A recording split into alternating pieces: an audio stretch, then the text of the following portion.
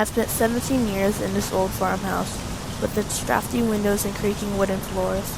Lately, it feels more like a prison than a home. In 1948, Scotland's chilly autumn seemed to freeze as shadows spread across the walls. I have dark hair, I capture the sunshine like shadows, and I'm tall and fairly thin. For the past several days, every night, a shadow that always kept unseen would stand next to the ancient oak tree and stare straight at me as I went to sleep with my heart racing, wondering whether I would live to see the next day. I've always been nervous about looking at it, but part of me wants to know what it is. Curiosity will get you hurt, Marjorie. Mother says that to me every night before I fall asleep, but I could never ignore the presence of the shadow. This night was the first night the shadow wasn't there. It was as peaceful as watching the sunset, or so I thought. I kept on hearing murmurs through the walls. It was Mother's. Curious, I crept down the stairs and listened at the back door. The wind whispered secrets through the trees.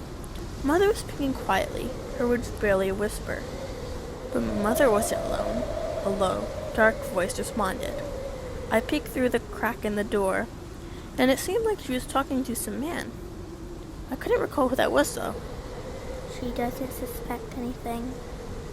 My pulse quickened like a hammer and iron after I realized who Mother was with.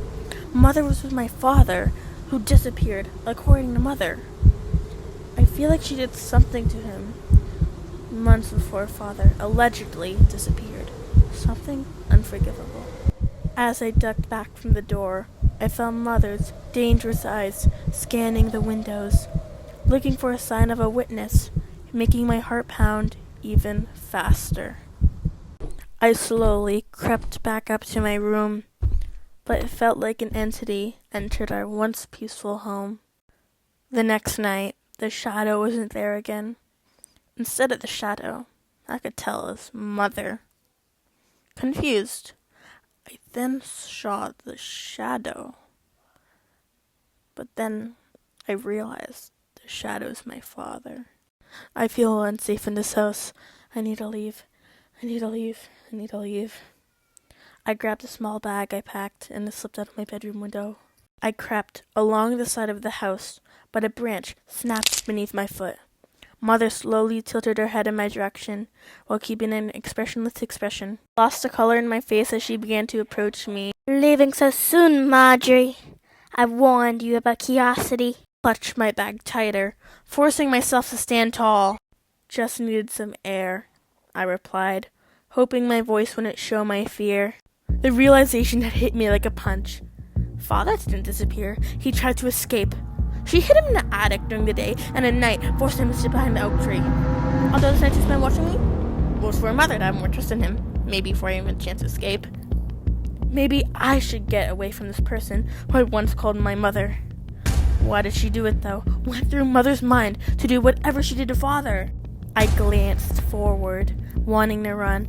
As I was about to, I shouted, "I know what you did!" Father slowly walked up to me, responding with, "Do you really want to know what happened, my dear Marjorie?" Why wouldn't I want to know? He's been missing for months. Mother believes the farmhouse is haunted by a spirit that demands loyalty or sacrifice.